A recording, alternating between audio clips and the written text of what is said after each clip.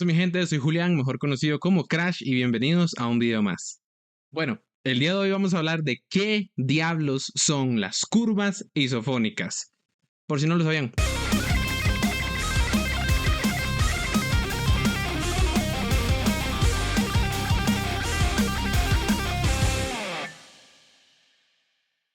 ¿Alguna vez les ha pasado que tienen una mezcla y ya está terminada y la escuchan en distintos dispositivos y a la hora de la hora suena horrible?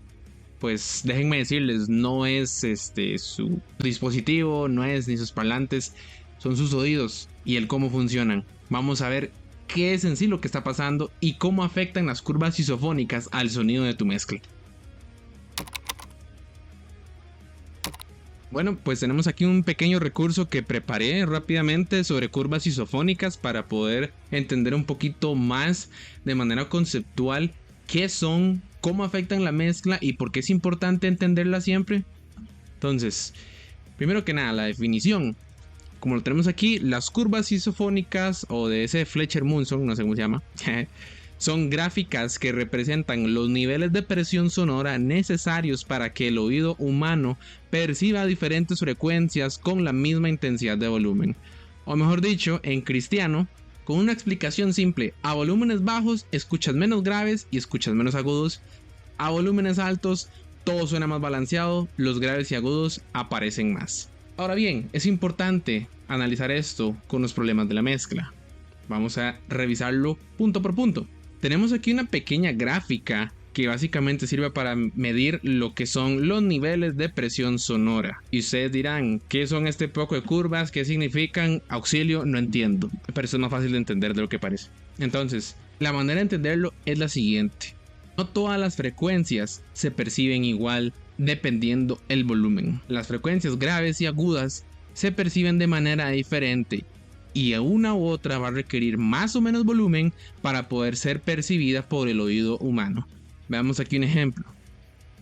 Cuando se hizo este experimento, se reproducían frecuencias específicas, ya sea 20 Hz, 50 Hz, 100, 120, etc., a una cantidad de decibelios específica, y la gente escribía en un papel en qué momento empezaba a escucharlas, y el experimento se basaba en que ellos apuntaban en qué momento la mayor cantidad de gente empezaba a percibir eso. Como cuando a alguien le ponen esas máquinas para la menstruación o para que los hombres sientan los cólicos menstruales y empiezan a subir el nivel. No siento nada, y de repente ya empiezan a sentir el dolor. Algo así, pero relacionado a lo que es la sonoridad. Entonces, por ejemplo, veamos esto de manera más práctica. Los 1000 hercios son escuchados a 10 decibeles, que es poquito. Mucha gente le ponían frecuencias en esta específica frecuencia 1000 hercios, y a un nivel muy bajito de decibelios los lograban oír. Sin embargo, lo mismo no pasa con las demás frecuencias. Por ejemplo, si nos vamos más para atrás a frecuencias más graves como los 20 hercios, para poder escucharlo al mismo nivel, yo ocuparía escucharlo a 70 decibeles, que es bastante alto. ¿Qué quiere decir? Para empezar a escuchar los 1000 hercios, yo tengo que subir el volumen a 10 decibeles. Pero para escuchar 20 hercios, apenas para escucharlos, tengo que subirle el volumen hasta 70 decibelios. Y así con, pues, curvas más graves, etcétera, ¿verdad?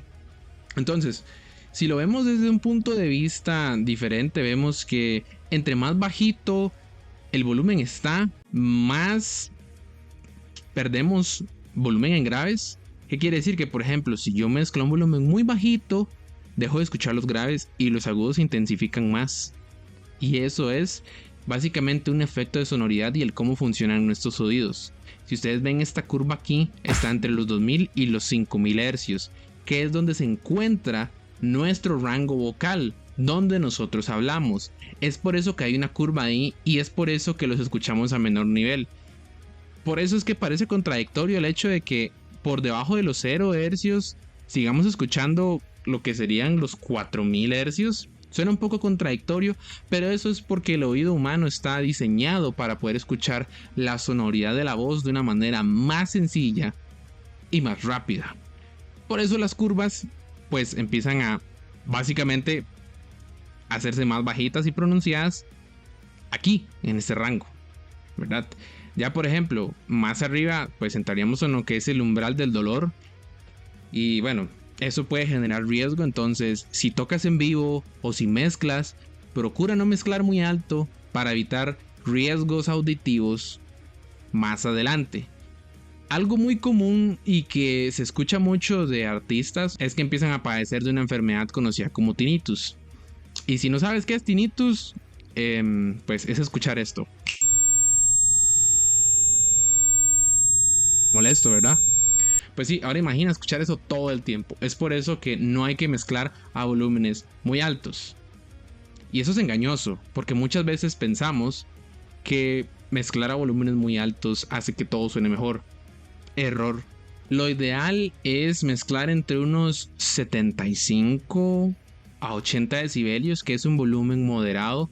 Ya 90 decibelios empieza a ser ruidoso y ya para arriba empieza a ser peligroso y fijo va a generar pérdida auditiva.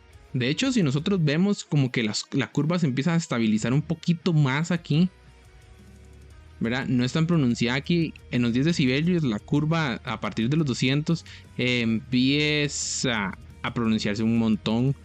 Y básicamente en 10 decibelios vamos a escuchar todo normal desde los 200 en adelante.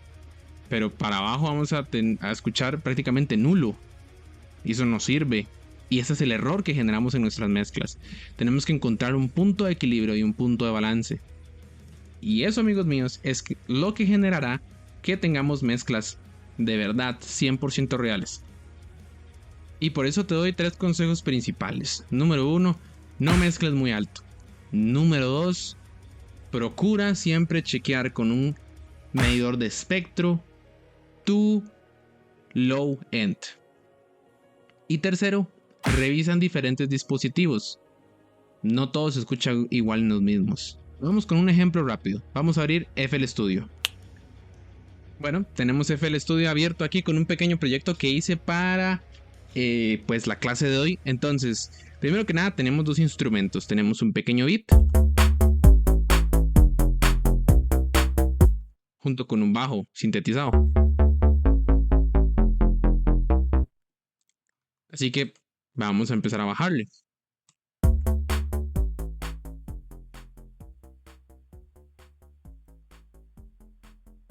Y escuchemos cómo el clap y los platillos destacan más que el bajo.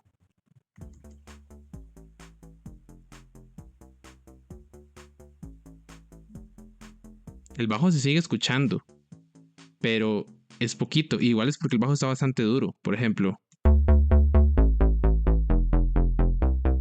en una mezcla normal el bajo estaría como a este volumen. El kick estaría como más o menos por aquí. Esto obviamente sin hacer gain staging, es para el ejemplo, ¿verdad? Entonces bajando. ¿Ven cómo destaca el snare todavía?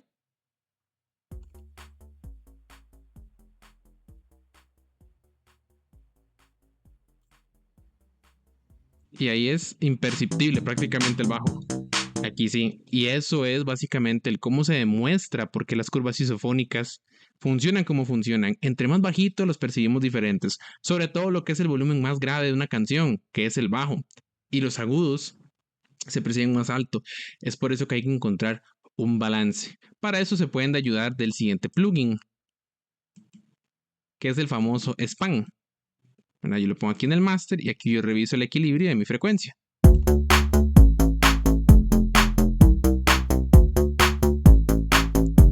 Como ven, la mezcla está bastante desequilibrada porque está bastante pasada de graves, ¿verdad? Entonces ahí sería básicamente lograr que la mezcla sea lo más plana posible, casi una línea recta. Tampoco tan así, pero o sea, sí que sea lo más equilibrada posible para evitar esas curvas isofónicas y que se dejen de oír ciertas cosas en ciertos dispositivos o no. Y bueno, eso es básicamente todo por hoy. Espero que les haya gustado. Si tienen más preguntas con respecto a algún concepto que quieren aprender en temas musicales, déjenlo en la caja de comentarios. Sin más, esto fue todo por el día de hoy. Chao, chao.